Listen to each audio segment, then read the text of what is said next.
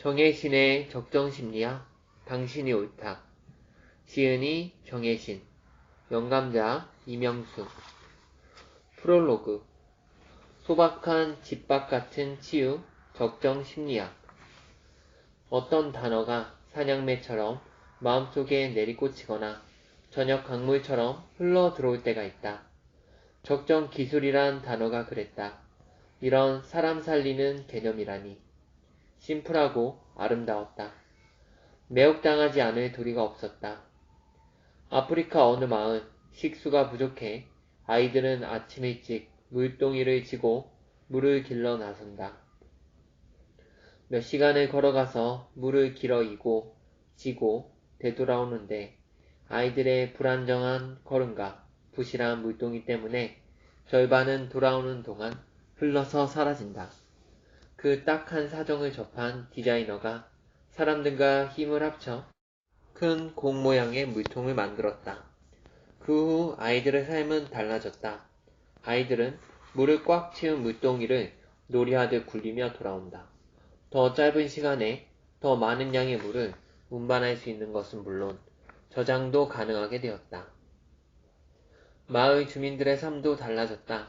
아이들은 물 깃느라 갈 수 없었던 학교를 다닐 수 있게 되었다. 아주 간단한 물통 디자인 하나가 바꿔놓은 일상의 기적이다. 흔하디 흔한 적정기술의 한 사례다. 적정기술은 화성 이주를 꿈꿀 정도로 환상적인 과학기술이 넘쳐나는 시대에 간단하고 일상적인 기술의 결핍으로 인간다운 삶을 살지 못하는 사람들에 대한 연민과 주목에서 비롯한 개념이다. 전 지구적으로는 식량이 넘쳐나는데 굶어 죽는 사람이 그토록 많은 이유를 따져 묻는 것과 비슷한 의문에서 출발한다. 인간의 윤택한 삶이 최종 목표인 과학, 그것도 과학 만능주의 시대에 여유롭고 행복한 사람이 넘쳐나지 않는 건 이상하다. 어떤 이들은 그 이유를 우리에게 최첨단 과학기술이 부족해서가 아니라 일상에 필요한 적정 기술과 그것의 적정한 분배가 이뤄지지 않아서라고 요약했다. 소박하지만 위대한 성찰이다. 그래서 적정 기술의 개념과 적용 사례를 처음 접했을 때 흥분했다. 간단한 과학과 평범한 기술들이 전해주는 결과는 결코 소박하지 않았다. 우뚝하고 놀라웠다. 주머니 속에 있던 구겨진 종이 조각이 마술사의 콧김을 만나 비둘기가 되어 하늘로 날아가는 모습을 보는 것 같았다.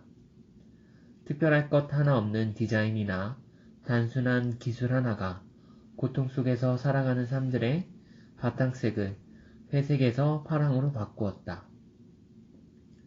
단 거기에는 누군가의 고통에 눈길을 포개는 이들의 섬세한 뜨거움이 필요하다. 그것이 비현실을 현실로 바꿔내는 신묘한 힘, 마술사의 콧김 같은 것이다. 적정 기술이란 개념이 화산지 위의 먹물처럼 내게 스민 건 그때 내가 움켜쥐고 있던 문제의식과 맥이 닿아 있어서였을 것이다. 눈물 흘리는 사람들의 속마음을 듣는 현장에서 생긴 문제의식이기도 하지만 무엇보다 심리치유와 관련해 오래전부터 이어져 온 전문가로서의 문제의식이기도 했다. 전문가들의 심리학이 아닌 적정한 심리학이 필요하다.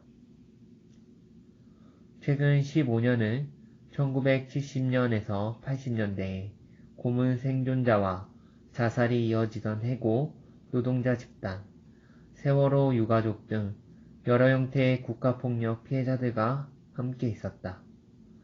현장에서 그들의 신음소리를 생생하게 들었고 회복이 불가능할 것 같은 그들의 내상을 목격했다. 트라우마 현장에선 심리치유 관련 전문가 자격증이 무용지물이라는 걸 숱하게 목격했다. 사회적 재난 현장에는 심리치유 전문가들뿐 아니라 시민운동가, 일반 자원활동가 등 많은 사람들이 모인다. 그런데 초기 몇 개월이 지나면 자격증을 가진 전문가들은 현장에서 찾아보기 어렵다. 오랜 세월 각기 다른 현장에서 반복적으로 접한 일이다. 자격증을 가진 전문가들의 철수는 상황이 정리되거나 피해자들의 상태가 호전되어서가 아니다. 혼돈의 시간을 거치면서 심리적 내상이 더 뚜렷하게 드러나고 그에 따라 치유와 관련한 일들이 엄청나게 많아지는 때임에도 그랬다. 세월호 참사 때도 마찬가지였다. 초기에 많은 전문가들이 현장에 왔지만 이내 거의 사라졌다. 대신 집에 앉아만 있을 수 없어서 무작정 왔다는 자원활동가들의 숫자는 시간이 갈수록 늘어났다. 그들은 내가 할 수 있는 게 아무것도 없다며 울면서 무슨 일이든 했다. 피해자들을 위해 음식을 만들고 설거지를 하고 청소를 했으며 한없이 무기력하게 느껴지는 자신의 슬픔과 분노, 무력감을 호소하면서도 유가족들 손을 잡고 함께 울었다. 그들의 이런 마음과 태도는 피해자들에게 실질적인 도움을 준다. 현장에서 반복적으로 일어났던 일들이다. 그들의 행동과 눈빛은 트라우마를 받은 이후 세상과 사람을 통째로 불신하게 된 피해자들에게 당신은 혼자가 아니다 라는 느낌을 갖게 한다. 결정적인 위로다. 아무 자격증 없는 자원활동가들은 현장에서 그렇게 자신의 자리를 찾고 역할을 해냈다. 세월호 참사 당시 정부와 정치 권력은 상처 입은 피해자들을 길바닥에 패대기치고 상처에 소금을 뿌렸다. 하지만 자원활동가들의 한결같은 일상적 활동과 그들의 공통정서인 슬픔과 무기력이 만들어낸 슬픔과 무기력의 거대한 연대는 피해자들을 구하는 동아줄이 되었다. 그 굵은 동아줄 곳곳에는 엄청난 치유적 에너지가 팽팽했다. 자원활동가들 중 몇몇은 자기 경험을 바탕으로 치유의 원리를 자기 언어로 아무렇지도 않게 말한다. 자신이 하는 말과 행동이 치유의 원리에 가장 근접한 것이라고는 짐작도 못한다. 옆에서 진심을 다해 말해줘도 자기는 치유는 알지도 못하는 사람이라며 자신에겐 가당치 않은 칭찬이라고 밀어낸다. 그들의 깨달음과 그 바탕에서 나온 활동은 이론으로 무장한 전문가의 말과는 전혀 다른 결의 힘과 효력이 있다. 다른 많은 트라우마 현장에서도 비슷한 일이 반복됐다. 일반 자원활동가들은 처음엔 혼돈 속에서 갈팡질팡하더라도 마침내 피해자들에게 도움이 된다. 하지만 자격증이 있는 사람들은 조금 다른 양상을 보인다. 처음엔 전문 분야의 지식과 경험을 바탕으로 뚜렷하게 뭔가 치유를 하겠다며 나서지만 곧 존재감을 잃는 경우가 적지 않다. 생업이 바빠서 자신의 일터로 돌아간 경우보다 피해자들을 더 이상 그들에게 도움을 구하지 않거나 심지어 거부를 당해서 현장을 떠나는 경우도 있다. 왜 그럴까? 왜 심리치유 전문가일수록 현장에서 실패하는가? 사람 목숨이 경각에 달린 현장에서 전문가가 자기 역할을 하지 못한다면, 그것도 많은 경우 그렇다면 그때의 자격증이란 도대체 무슨 의미가 있는가? 내가 관련 자격증을 가졌으니 오해를 무릅쓰고 정신의학의 경우를 예로 들어보자. 정신의학은 신경증, 정신질환 등의 질병을 진단하고 치료하기 위한 임상적 학문적 틀 위에 세워진 의학의 한 분야다. 이 틀은 어쩔 수 없이 인간의 고통과 갈등을 질병의 관점에서 바라보는 전통을 유지한다. 그래서 정신의학은 사람을 사람보다는 환자로 의식하는 경향이 있다. 의사들에게는 수련회 때부터 시작된 거의 무의식적 과정이다. 그런 시선은 나를 비롯한 정신과 의사들에게 너무 자연스러운 일이 되었다. 사람 마음의 유익을 위해서 복무해야 하는 정신의학이나 심리학이 학문 본연의 역할과 다르게 사람이라는 존재 자체와 서서히 괴리된 것이다. 오래된 일이다. 트라우마 현장에서 피해자가 전문가에게 도움이 되는 도움을 달라고 절규하는 걸 들은 적이 있다. 도움이 되지 않는 도움의 실체는 무엇인가? 도움이 되는 도움은 왜 도움이 되고, 도움이 되지 않는 도움은 무엇 때문에 도움이 안 되는가? 정신과 의사들은 트라우마 현장에서도 그들의 슬픔과 고통을 충분히 듣기 전에 약물 처방전을 꺼내는 경우가 많다. 이는 피해자의 고통을 증상을 중심으로 인식하기 때문이며 증상은 질병의 근거가 된다.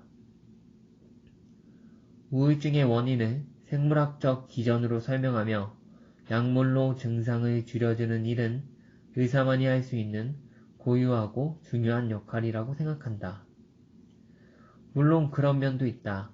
불면이나 불안 등의 증상이 그 사람이 겪고 있는 스트레스에 대한 심리적 저항력을 떨어뜨리고 일상을 더욱 고통스럽게 만들고 있다면 약물 치료로 증상을 줄이는 도움을 받을 수 있다. 그러나 아이 잃은 고통을 조롱하고 상처에 소금을 뿌리는 자들에 의해 영혼이 갈갈이 찢겨나가는 고통을 느끼는 피해자들은 자신을 환자로 바라보는 의사의 시선에 의해 다시 상처를 입는다. 트라우마 피해자들은 자신을 환자가 아닌 고통받는 사람으로 바라봐주길 바란다. 특별한 욕심도 아니다. 전문가라면 습관적이고 반복적인 약물 처방 말고 들어주기 어려운 자신의 끔찍한 고통에 집중하고 깊이 이해하고 알아줄 것이라고 기대하는 것이다. 상처 입은 사람의 이런 욕구는 트라우마 현장에서만 만날 수 있는 것이 아니다. 우리 모두가 겪는 일상에서 상처를 입었을 때 억울함이나 외로움 등을 느낄 때도 우리 모두가 갈구하는 1차적인 심리적 욕구다. 지금의 나는 나를 포함해 자격증 가진 이들의 사람에 대한 인식의 한계를 절감하고 또 절감하지만 예전엔 그러지 못했다. 나 자신도 지금 내가 문제를 제기하는 바로 그런 공기 속에서 공부하고 수련을 받은 사람이기 때문이다. 그런 인식의 한계에서 자유롭기 어려웠다. 그러니 지금부터 하는 말은 일종의 고백이다. 우리 집 가족 중 한 명이 내게 감기 몸살로 여러 증상들을 호소하면 나는 별것 아니다. 괜찮다. 가능하면 그냥 버텨라. 하고 얘기했다. 맞는 말이지만 그들은 내 반응에 몹시 서운해했다. 당시 나는 서운해하는 상대가 잘 이해되지 않았다. 몰라서 그런다고 생각했다. 그 정도의 증상은 시간이 지나면 저절로 해결될 문제다. 감기 몸살에 걸리면 약을 먹는 것보다 오렌지 주스 같은 비타민을 충분히 섭취하고 잘 쉬면 저절로 낫는다. 특별하게 해줄 것도 해줄 필요도 없다. 의학적 지식에 비추어 틀린 말도 아니고 야멸찬 말은 더욱 아니다. 그러나 그 말을 듣는 상대의 입장은 좀 다르다. 죽을 만큼 큰 병이 아니더라도 자신의 아픈 몸에 진심으로 관심을 가져주길 원한다. 특별한 치료가 필요 없는 질병이라도 일상에서 조심해야 할 것들, 대증요법 같은 것이라도 한두 가지 일러줬으면 상대는 안심했을 것이다. 그 기저에는 무엇보다 자신의 아픈 몸을 아무것도 아닌 듯이 가볍게 여기지 않길 바라는 속마음이 있다. 자신의 고통을 진지하게 대해주길 바라는 마음이 있다. 몸이 건강할 때도 인간의 그런 바람이나 욕구는 거의 본능적이다. 하물며 몸이 아플 때야 더 말해 무엇할까. 그때 나는 그러지 못했다. 고통을 호소하는 상대의 말을 질병 중심으로 생각했다. 의학적으로 질병의 범주에 들어가지 않는 모든 상태는 정상이며 정상인 경우라면 의사인 내가 할 일은 아무것도 없다고 믿었다.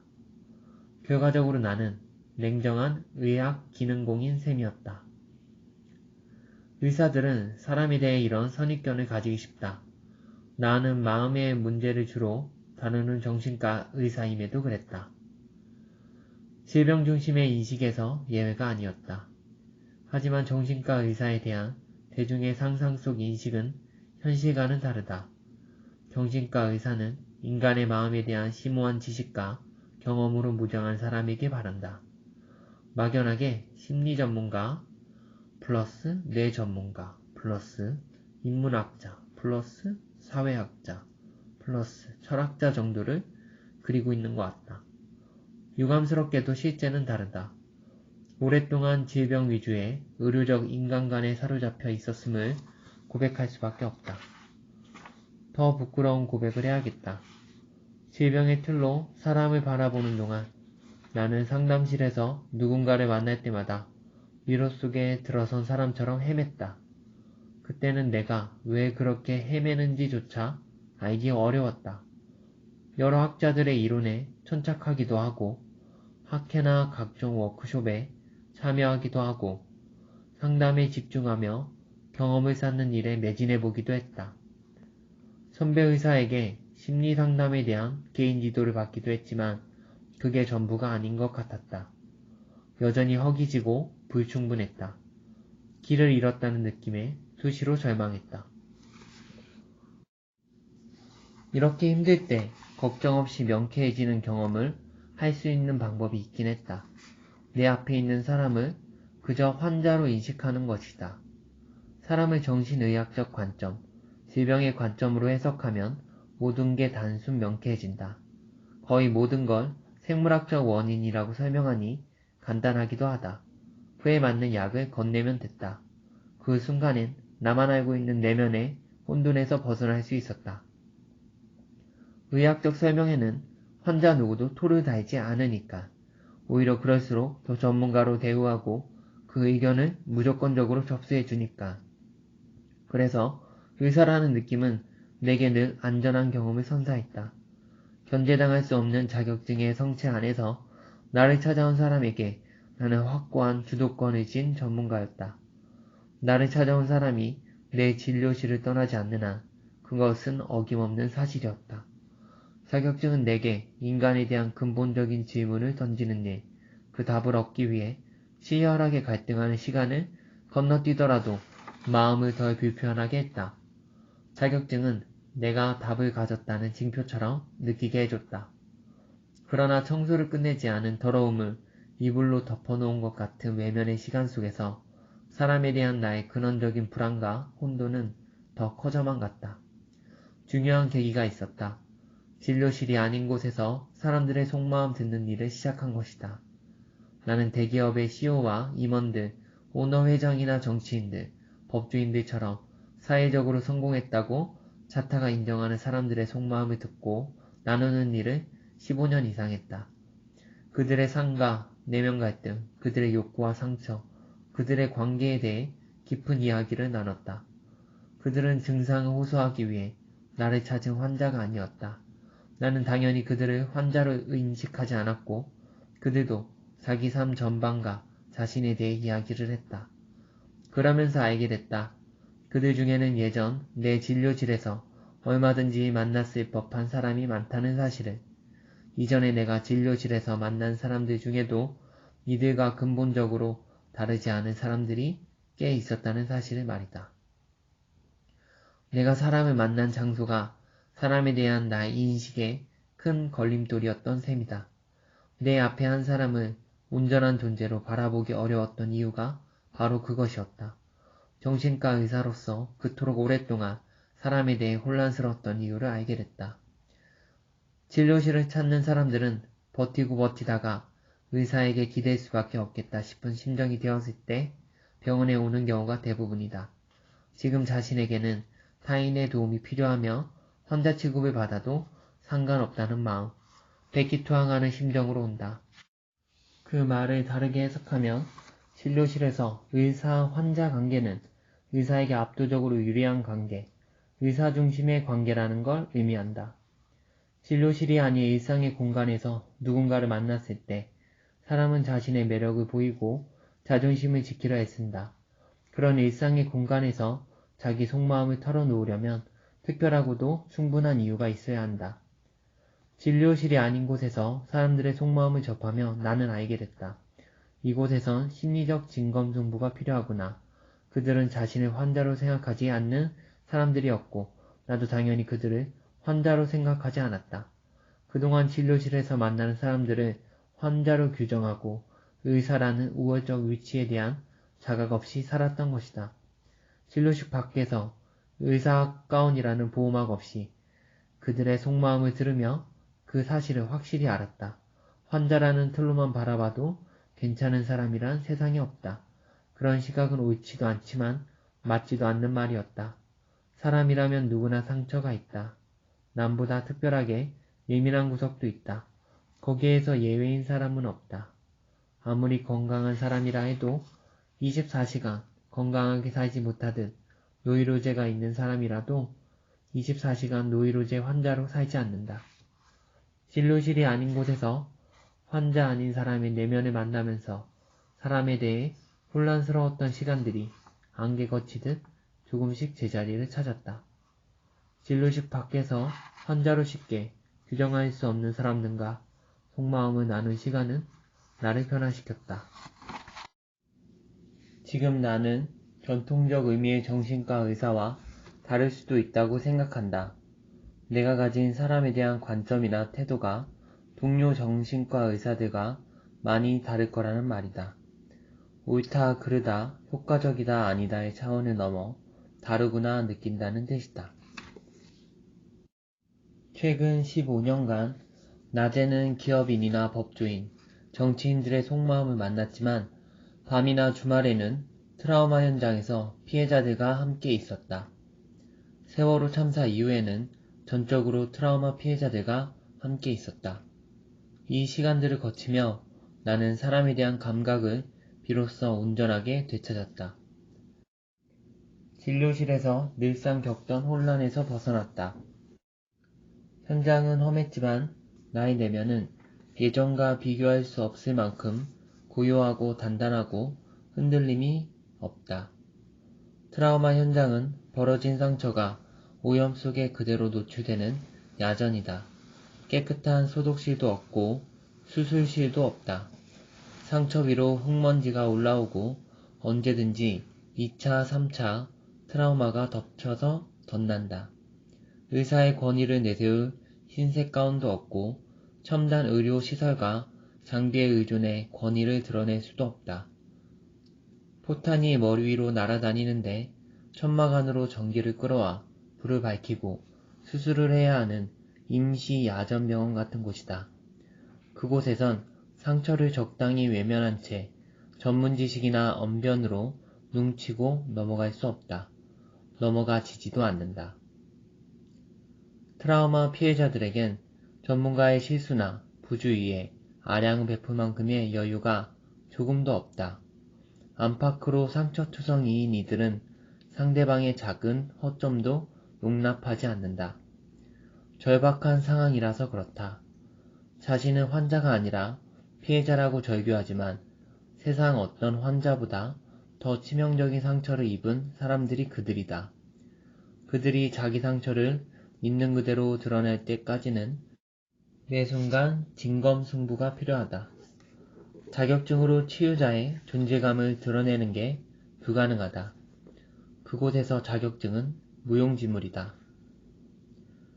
자격증 있는 사람이 치유자가 아니라 사람을 살리는 사람이 치유자다. 사람의 본질, 상처의 본질을 알고 움직이는 사람만이 치유자일 수 있는 곳, 그곳이 트라우마 현장이다. 외형이 아름다운 품새의 무술이 아니라 위력이 최우선인 실전 무술이 이기는 살벌한 싸움터다. 사회적으로 가장 높은 위치에 있는 사람들의 깊은 상처부터 순식간에 온 삶이 뻘 속에 패대기 쳐진 트라우마 피해자의 상처를 동시에 만나면서 깨달았다. 어떤 상황에 처했을 때도 어떤 외부적인 조건과도 무관하게 작동하는 인간 마음에 본질적인 요소가 있다는 것을. 사람의 삶에 마지막까지 영향을 미치는 것은 외부적 환경이나 상황 등 그들의 조건이 아니라 그 그 사람 존재 자체다.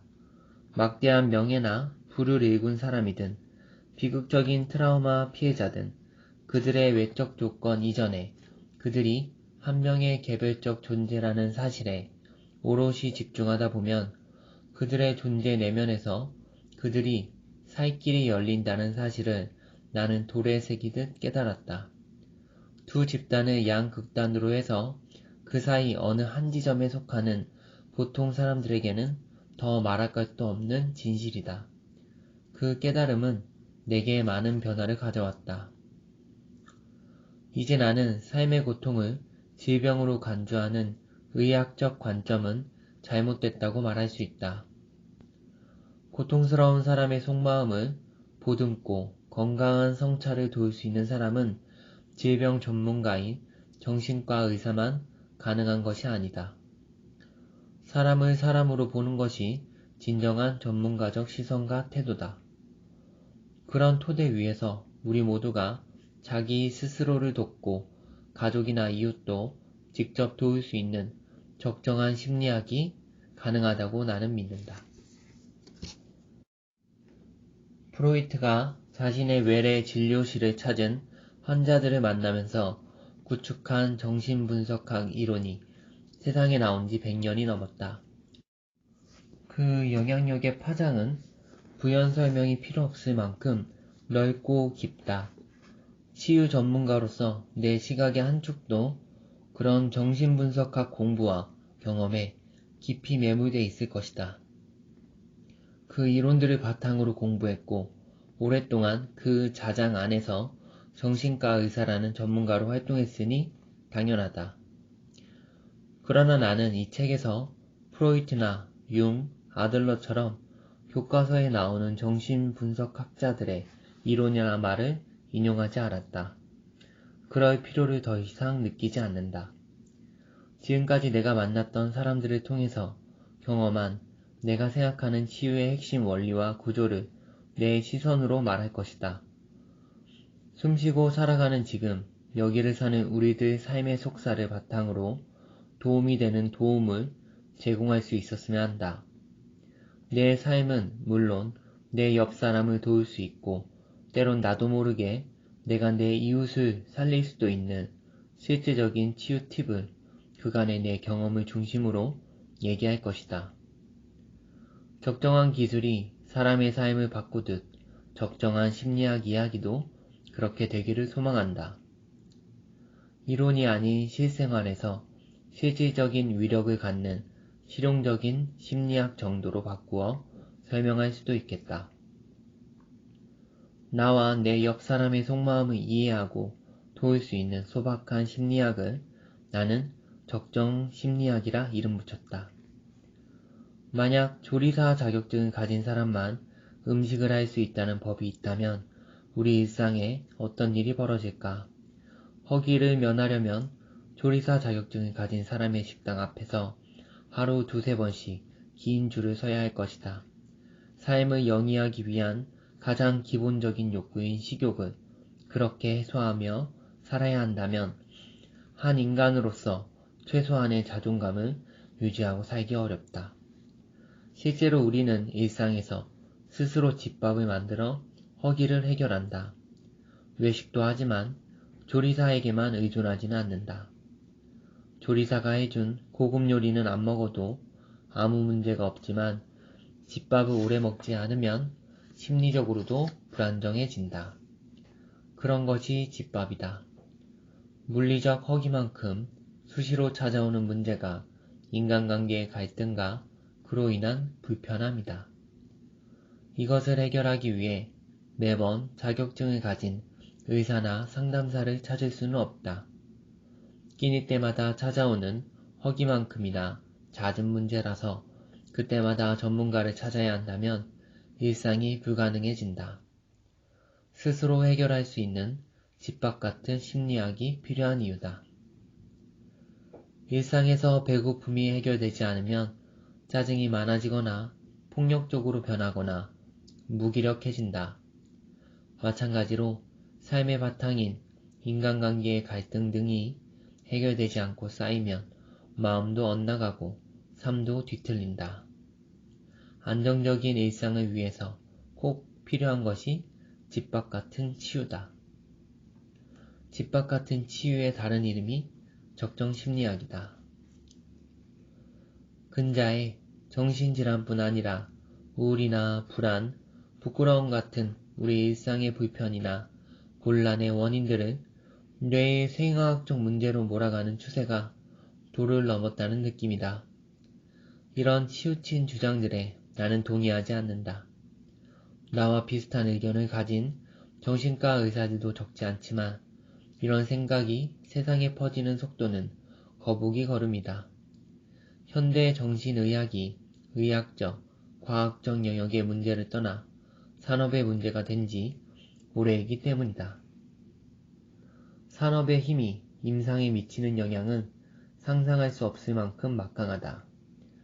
불안이나 우울 등의 문제가 뇌의 병이라는 일반적 인식에 의미 있는 틈을 만들어내려면 제약회사라는 거대 자본과 정부, 언론의 공고한 연결을 넘어서는 새로운 힘이 필요한 것이 현실이기도 하다. 거의 모든 심리적 어려움의 원인을 뇌에서 찾고 있는 이 시대에 나는 공 모양의 물통처럼 소박하지만 강력한 위력을 지닌 심리적 힘을 말하고자 한다. 그 힘은 즉시 작동한다. 약물 치료보다 더 빠르게 사람 마음을 움직이는 힘이다. 삶의 고통에 실질적으로 대처하는 실용적인 힘이다. 그 힘이 중심이 공감이다. 내가 말하는 공감은 경계를 인식하는 공감이다. 본문에서 자세히 밝힐 예정이다. 경계를 품은 공감, 그 입체적인 공감은 집밥 같은 치유, 적정 심리학의 핵이다. 잘 모르고 보면 저걸 가지고 뭘 할 수 있단 말이야 라고 할 수도 있지만 공감의 위력은 어떤 힘보다 강하다. 이것은 부유하든 가난하든 강자든 약자든 많이 배웠든 못 배웠든 노인이든 아이든 누구에게나 적용된다. 공감이 뭔지 제대로 알게 되면 종이로 접은 새가 비둘기가 되어 날아가는 마술을 마음에서 경험하게 될 것이다. 2018년 9월 정혜신. 금일 낭독을 마치겠습니다. 감사합니다.